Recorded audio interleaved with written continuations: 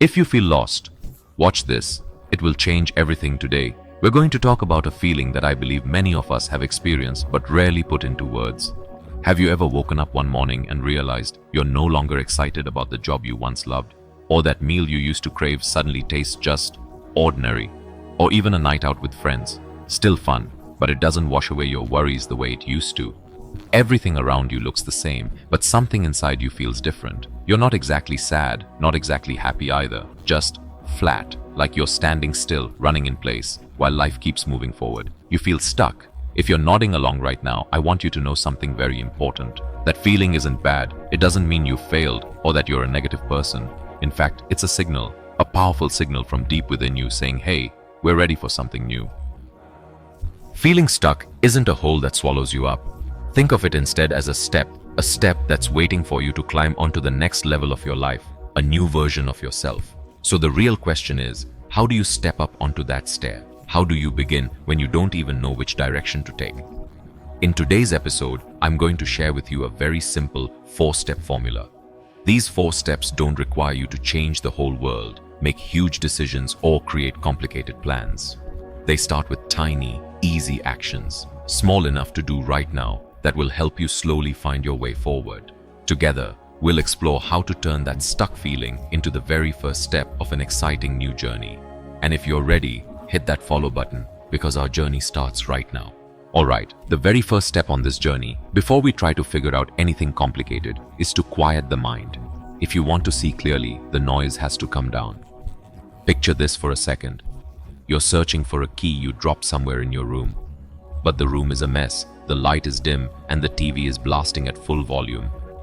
Do you think you'd find that key easily? Probably not. Our minds work the same way. Every single day, they're cluttered and noisy with hundreds, even thousands of things.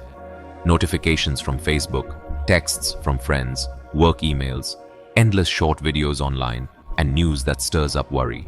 All of that is like a TV turned up too loud. It keeps us from focusing, from thinking calmly, and of course, it keeps us from finding the key to our own question. What should I do next?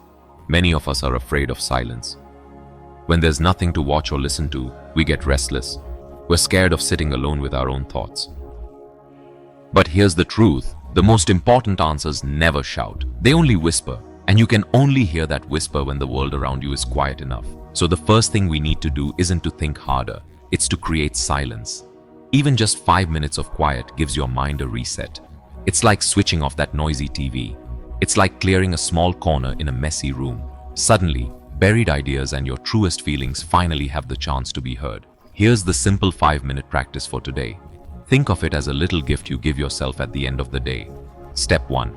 Find a quiet spot. It could be your bedroom, your balcony, or just your favorite corner of the couch. Step 2. Do something important. Turn your phone on silent and place it face down.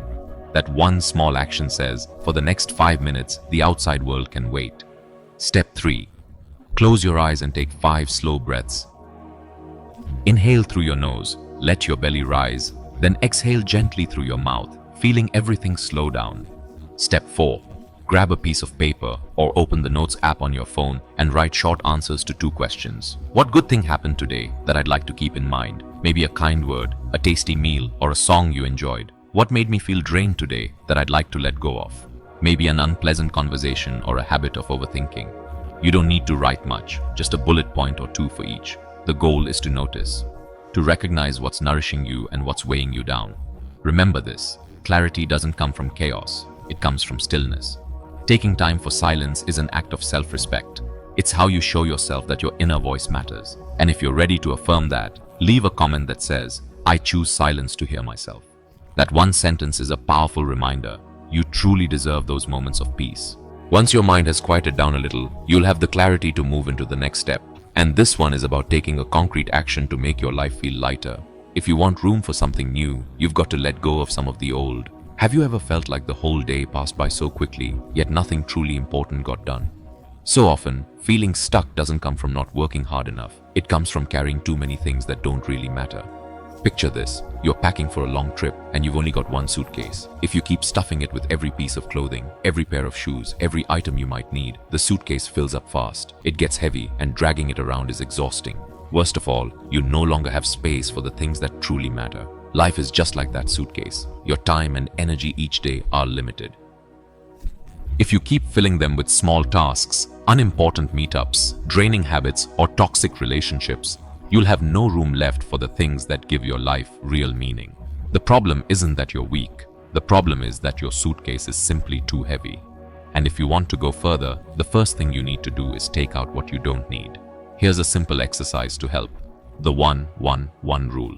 It's an easy way to start lightening your load right away. Grab a piece of paper and decide on 3 things for this week. 1. Stop one thing that's draining your energy. Keep it simple to begin with. Maybe stop grabbing your phone the moment you wake up, or stop watching negative news late at night, or stop jumping into pointless online arguments. 2. Add one thing that makes you feel better. Keep it small and doable.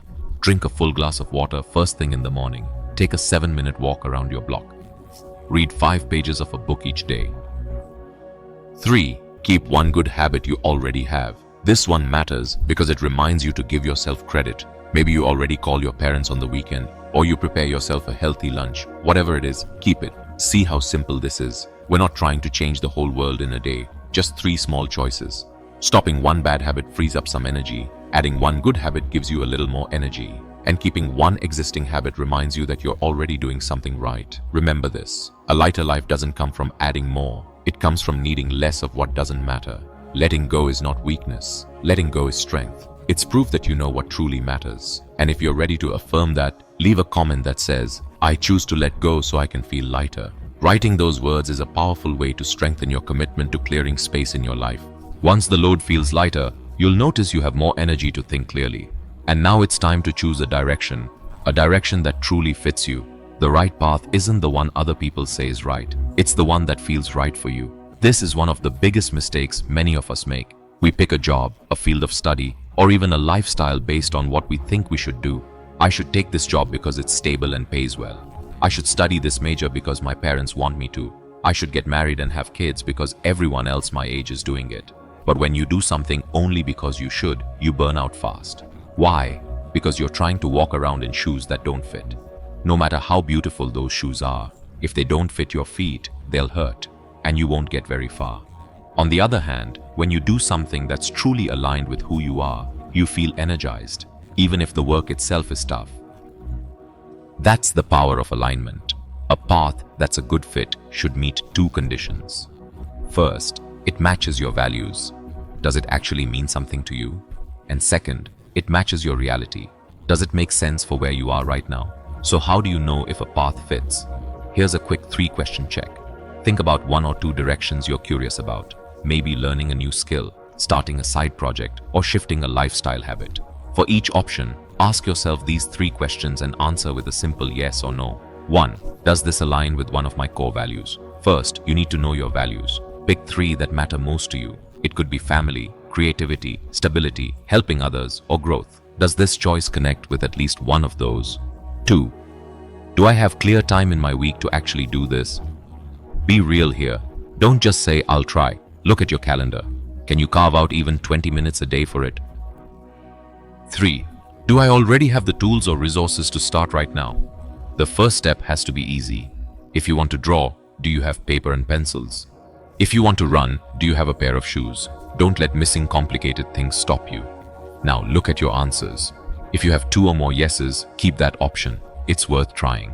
If you have fewer than 2 yeses, set it aside for now. That doesn't mean you'll never do it. It just means it's not the right fit at this moment. Don't force yourself to become someone you're not. Choose the path that matches who you are and where you are right now. Choosing your own direction is an act of self-leadership. It's you taking the wheel of your own life. And to mark this moment, leave a comment that says, "I choose the path that fits me." That simple sentence is a powerful reminder that you do have the right to choose your own way forward. Once you've chosen a potential direction, it's time to turn thought into action. And we're going to start with something incredibly small, just enough to build momentum. Motivation isn't something you wait around for. It's something that gets created after you take a small action. This truth goes against how most of us think. We often wait until we feel inspired, until motivation shows up before we start. But in reality, it's the other way around. You take action first, even a tiny one, and then motivation naturally follows. It's like trying to push a car that's stalled. That very first push is the hardest. But once the car moves, even just a little, it becomes so much easier to keep it rolling. That first small action is the push. Once you complete something, no matter how small, your brain rewards you with a sense of achievement, and that feeling makes you want to keep going. One small action leads to the next, and soon you've created a positive loop of momentum. So here's the exercise for this step. A simple 15-minute experiment designed to break through the resistance. Step 1. Choose one very small task tied to the direction you picked in step 3. For example, if you want to write, don't aim to write a whole chapter. Just write 3 sentences. If you want to exercise, don't commit to running 5 kilometers. Just put on your shoes and walk for 5 minutes around the block. Step 2. Set a timer for exactly 15 minutes. That amount of time is short enough that your brain won't feel overwhelmed or scared off. Step 3. During those 15 minutes, do only that one thing. No distractions. Turn off notifications. Close any unrelated tabs. When the timer goes off, stop. And now comes the important part. Reflect on what you just did. Grab your notebook and score 3 things. First, energy, from 1 to 10. If you felt drained and more tired than before, give it a 1 to 3. If you felt about the same, that's a 4 to 6. And if you felt energized, excited, maybe even wanting more, give it a 7 to 10. Second, difficulty, also from 1 to 10. If it felt way too easy, even boring, that's a 1 to 3. If it was so hard you felt discouraged, that's an 8 to 10. The sweet spot is 4 to 7, just enough challenge to keep you focused without overwhelming you. And third, ask one simple question. Do I want to do this again? Just answer yes or no and trust your very first instinct. Now look at those numbers. This is your inner compass at work. Here's how to read it. If your energy score is 7 or higher and you answered yes, congratulations. That's a golden signal. It means this activity is fueling you. Keep digging into it. If it feels too easy, turn the difficulty up a little. If it feels too hard, break it into smaller steps. If your energy score is under 4 and you answered no, that's valuable too. It shows that even though the idea might sound good, it's not truly right for you. Thank it for the lesson, then move on and try another path from your curiosity list next time. Do you see how this works? With this approach, you never really fail. You're simply collecting data that points you toward the path that fits you best. Remember, every small action is not just a step forward, it's also an answer. Act, listen, and adjust. Action is the language of change.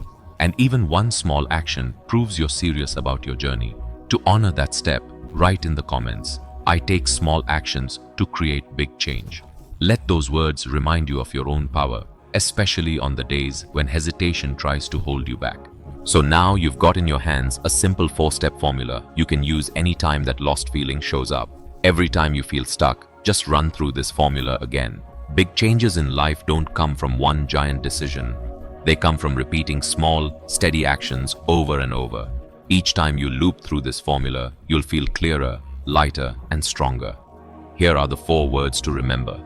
Calm, let go, choose, do. Calm your mind so you can listen. Let go to lighten the load. Choose the path that fits you, and do one small thing to create momentum. So here's your task for today. Pick one exercise from this video and actually do it. Maybe it's letting go of one bad habit. Or maybe it's doing one small 15-minute action. Then share it with us in the comments. Write either, today I let go of a bad habit, or the small thing I'll do in 15 minutes is. Putting your commitment into words will make you more accountable to yourself. And don't forget to hit follow so you don't miss more practical tools like this in the next episodes. And finally, remember this. Feeling stuck is a gift wrapped in rough paper. Don't be afraid of it. Open it. Because the real question isn't where you're going next. The real question is, who are you choosing to become?